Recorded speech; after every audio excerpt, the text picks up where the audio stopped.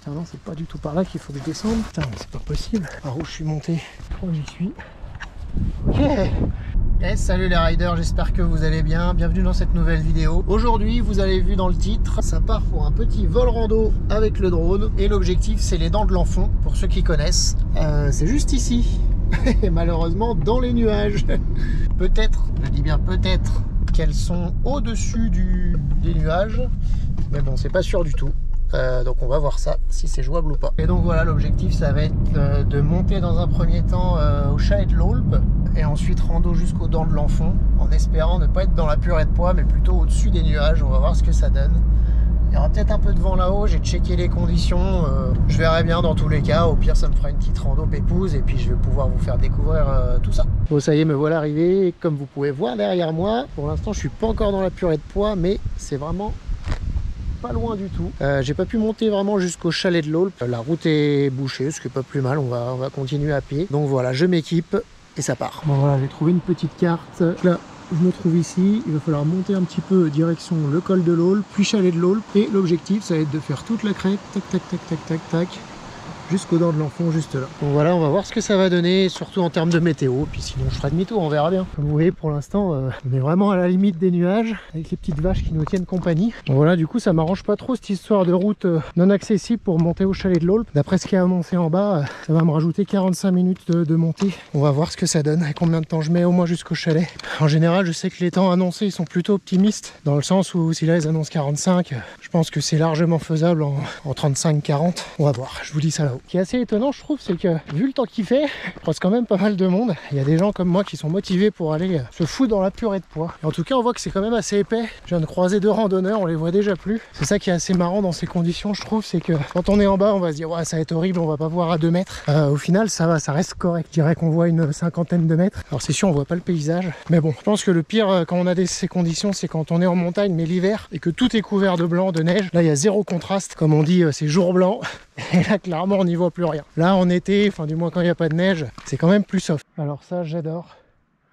Écoutez-moi ça. On entend juste un cours d'eau en bas, là-bas. Quelques oiseaux.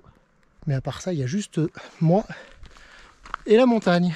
C'est tellement cool. Et voilà, j'arrive au col de l'Aulpe, 1425 mètres. Vous voyez ce que je disais tout à l'heure. Là, je suis parti depuis 18 minutes. Et on annonce le col de l'Aulpe à 5 minutes.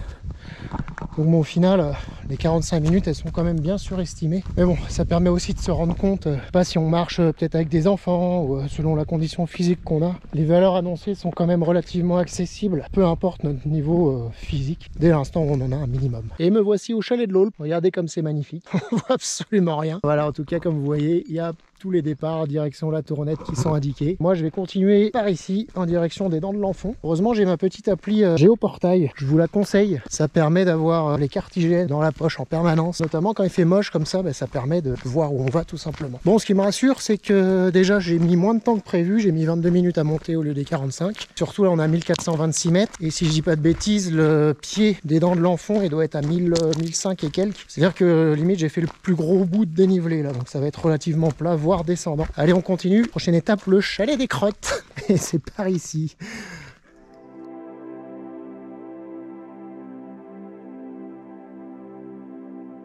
C'est rigolo, j'arrive au niveau d'une petite combe, mini canyon. Je sais pas comment s'appelle ce ruisseau, faudrait que je check. C'est super sympa. Attention au passage à gué. Voilà, c'était risqué.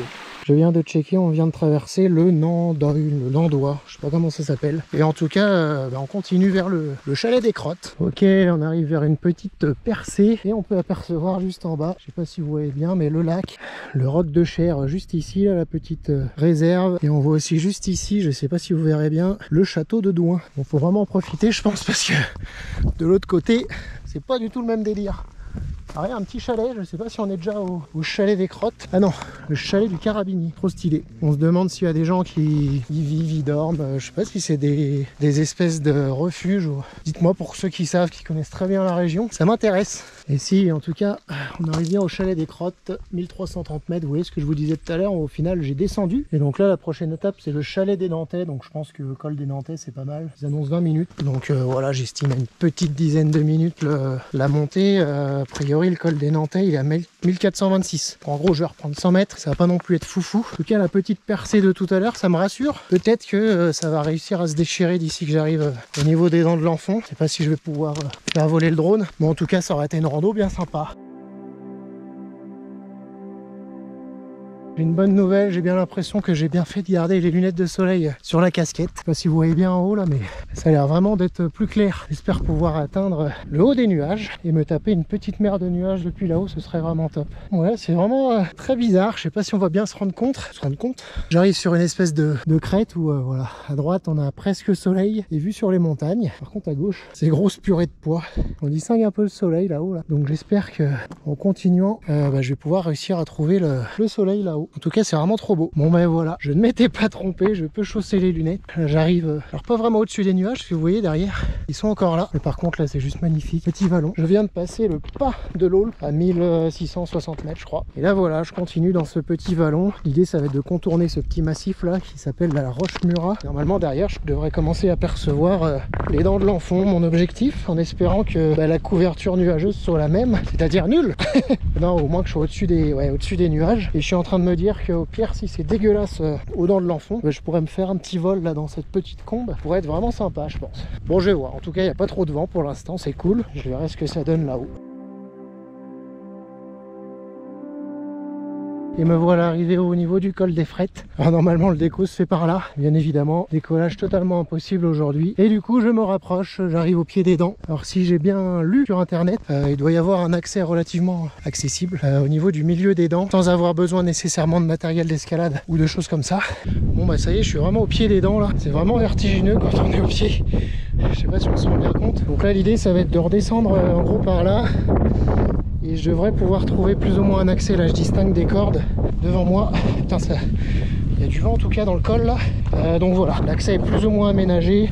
Je vais voir ce que ça donne en termes de dangerosité. Bon, j'ai changé de config pour la GoPro. Je vous ai mis sur mon poignet. J'arrive vraiment au pied des dents. Là il y a un petit point rouge, je sais pas si vous voyez bien. C'est là que démarre l'ascension si on peut dire. Et donc voilà, la config sur le poignet, ce sera quand même plus safe, parce que là on va vraiment se rapprocher d'une via ferrata plus que de la rando. Je vais faire quelques mètres, je vais voir comment ça se passe, et si je vois que c'est trop tendax, et ben naturellement je ferai demi-tour. Bon là voilà, ça pour l'instant ça va plutôt pas mal. J'ai fait une petite montée de 3-4 mètres vraiment à même la roche disons. Bon, les prises sont safe, on va juste être attentif au retour. Là voilà, on a une petite main courante qui est pas plus mal parce que ça permet d'être quand même bien sécure, parce que là voilà, ça fait vraiment ouais, via ferrata. Bon, rien de bien ouf hein, mais bon là faut pas glisser, c'est juste ça l'impératif. Vous pouvez voir la progression est d'un coup vachement plus lent. J'espère que vous voyez quelque chose avec ma GoPro, ça brasse pas trop la gueule. Bon ça va, ça correspond à mes attentes et à ce que j'avais vu sur le net, dans le sens où c'est technique, praticable sans forcément besoin de matos. Maintenant voilà, faut quand même être vigilant parce que petite chute peut vite se transformer en grosse chute. Ok. Là ça continue par là. Ok, l'accès est pas facile mais c'est vraiment stylé. Là il y a une petite venelle. Non franchement, à part pour l'instant là où j'ai eu le plus d'appréhension, c'est aux 3-4 premiers mètres où il n'y avait pas de corde. Là on a un joli câble qui nous aide. Encore une fois, faut pas glisser. Et en prenant le temps, sécurisant bien ses prises, et ça le fait. Ok, donc là on a juste des pitons, plus de câble. Ok, j'ai peur de devoir monter par là. Il y a une espèce de voie, si on peut dire. Mais en fait c'est de nouveau équipé juste là. Donc c'est cool. Alors encore une fois, un gros warning, je suis pas guide de haute montagne ou quoi que ce soit. Je dis pas qu'il faut refaire ce que je fais. J'essaye de le faire dans les conditions les plus safe possibles. Mes proches savent où je suis, j'ai mon téléphone avec de la batterie, prends le temps. Maintenant voilà, je dis pas que ce que je fais il faut le faire, donc méfiance, méfiance. Bon, je pense que en termes de timing,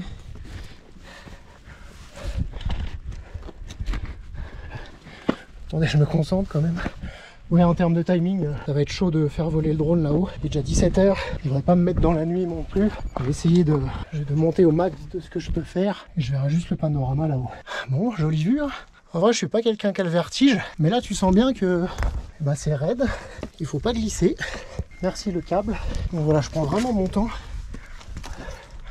Je sécurise mes appuis. Ce à quoi il faudra que je fasse gaffe, je pense, c'est à la désescalade. Je sais pas si vous voyez bien où est-ce que je me suis fourré, entre guillemets. Et en fait, quand je vois ça, je comprends parfois les personnes qui peuvent se mettre en difficulté en montagne. Vous savez, des fois, il y a des gens qui ont été élitreillés, machin et tout, genre au Mont-Verrier, ou des trucs improbables, enfin qui nous paraissent improbables. Bah là, typiquement, ce que je viens de faire, on ne peut pas dire que sur un niveau de confiance sans assurance, baudrier, tout ça, j'étais à 100%. C'est pour ça que j'ai fait attention. Habituellement, je suis vraiment en mode nonchalant, balèque. Là, c'était un peu technique. Ça fait plaisir. Ça permet aussi de jauger ses limites et de se dire ok, non, là c'est trop short, on va éviter d'y aller. Je pense que j'arrive bientôt au sommet. On se retrouve là où je me concentre. Bon, je suis dans un espèce de petit col. Par ici, les dents sud et par ici, les dents nord paraissent un peu plus accessibles. Je suis dans la purée de poids. Je vais essayer de monter encore un petit peu, voir si j'ai une meilleure vue. Je pense qu'à 17h30, il va falloir que je fasse demi-tour. Je sais pas si vous en rendez bien compte, mais ça souffle de ouf. Bon, bah là, je suis sur un petit replat. Je me dis qu'il y a peut-être un endroit où je descendrai plus facilement que par là où je suis monté. Et à la fois, je vais pas prendre de risque sur la descente, passer par un endroit tuning et me perdre ou un truc comme ça. Ok, j'ai dû faire un petit demi-tour. Je suis pas sûr de moi sur une montée là. Ce qui est bien, c'est que ça me permet d'expérimenter la descente. Bon, je me l'attends par là. En gros, je suis en train de longer là, les dents au pied, totalement à l'ombre. J'espère pouvoir choper un petit point de vue sur Annecy ou le lac, ou même tout simplement sur une petite mare de nuages. Bon, du coup, je rebrousse chemin. Je suis tombé sur deux randonneurs alpinistes bien sympathiques. Ils m'ont conseillé de monter sur la dent. Je crois que c'est la grosse molaire, ou enfin, je sais plus. Pour moi, enfin, vu de mon point de vue, là, je suis sur c'est la dent du milieu. Apparemment, il y a un sentier relativement accessible. Donc, en fait, je suis en train de voir où est-ce qu'il m'a indiqué. Et c'est là où j'étais tout à l'heure, où j'ai voulu rebrousser chemin. Bon, les randonneurs que j'ai croisés m'ont dit aussi qu'il y avait un vent de dingue là-haut. Il m'étonne pas du tout. Je crois que j'y suis. Ok. Ah putain, cette vue. Bon ben voilà. Les dents de l'enfant. Je crois que j'aurais pas beaucoup mieux aujourd'hui. Là dans le sud. Alors je vais essayer de pas me vautrer, ce serait pas mal. Là-bas un peu plus loin, là dans le nord. Là-haut c'est la Tournette. Et voilà un panorama de ouf sur les Aravis et sur notre ami là-bas tout à fait au bout. Mister le Mont Blanc. C'est dommage, côté ouest, on voit pas grand chose. Par contre, ouais, vraiment côté est, c'est juste ouf. Bon ben voilà les amis, la prochaine étape, et non des moindres, ça va être de redescendre. Pour vous donner une idée, je vais essayer de pas tomber, mais la descente c'est là. Donc voilà, je vais prendre vraiment mon temps, surtout ne pas se presser. Et ça c'est une donnée à avoir en montagne. Donc, je vais essayer de passer par là, ce sera mieux. C'est toujours prendre en compte le temps de descente en fait. On se focus souvent sur ouais, je vais mettre 2, 3, 4 heures à monter, mais c'est qu'une fois en haut, il faut pouvoir descendre dans les temps sans se mettre dans la nuit et prendre en compte aussi son état de fatigue. Si on a monté 4-5 heures, on aura forcément lâché du jus. Et il faudra regarder pour redescendre. Bon voilà, je vais essayer de filmer un peu la descente. Je sais pas ce que ça va donner. J'espère qu'on va se rendre un petit peu compte de quelque chose. En tout cas là, il y a zéro bruit. Juste le bruit du vent, c'est ouf. Allez, on descend. Je vais vous mettre comme ça sur ma main, je pense. Ouais, c'est pas mal.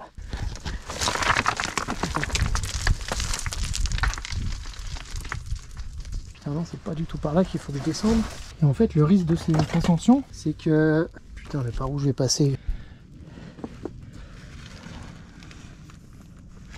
Par où je suis passé à l'aller, c'est ça la vraie question. Bon, ce qui est sûr, ou presque sûr, c'est que c'était pas par là. Quoique, j'hésite en fait. Ça m'a l'air un petit peu plus praticable par ici. Quoique. Putain, mais c'est pas possible. Par où je suis monté? Ah, par là. Ok, en fait, ouais. Là, ça va vraiment être grosse désescalade. C'est par là que ça se passe. Vous devez voir mon pied, je pense. Ouais, je pense que le port du casque est vivement recommandé. On va pas se mentir. Notamment quand vous avez potentiellement un blaireau comme moi au-dessus de vous.